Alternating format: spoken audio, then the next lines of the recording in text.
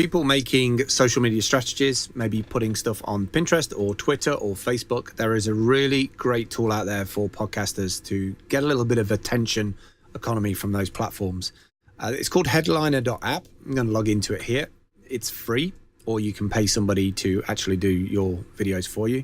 It's very straightforward though, so I recommend you kind of do them yourself unless you want to hire us to do them.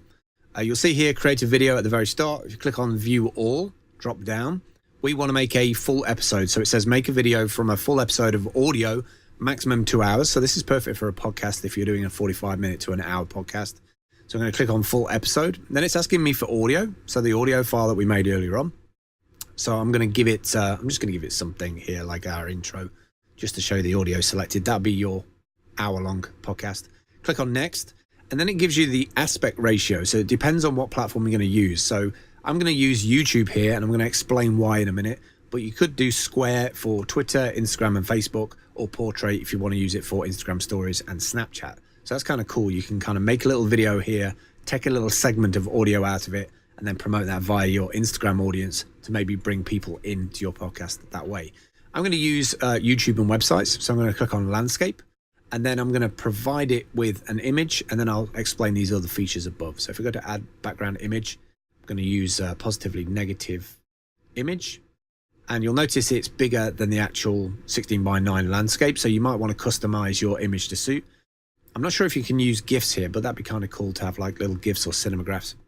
So I'm going to pick the bottom part of our picture and crop that. And then you can see that there's this like waveform that's manipulative. You can manipulate that in whatever way you want, so you can move it around. I'm going to change the color of that to be purplish, a bit like the hair on Dale in this shot. So a bit like that.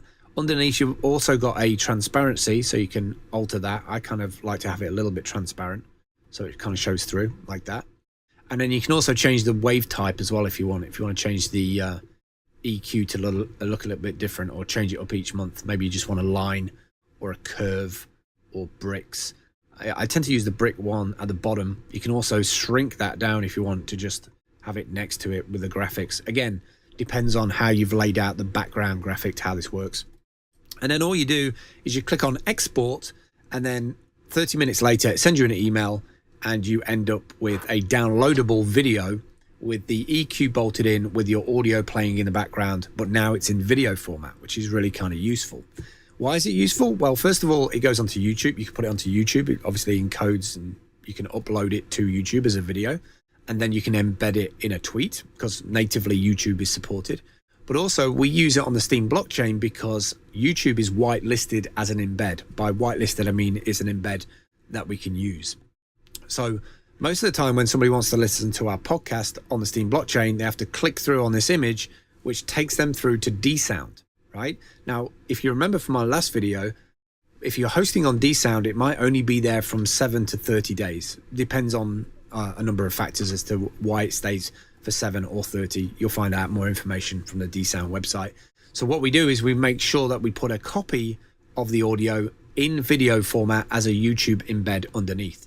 Now, most people will then go and listen to the podcast via YouTube while they're reading the information on the page, but some people might come in via dSound on the decentralized platform.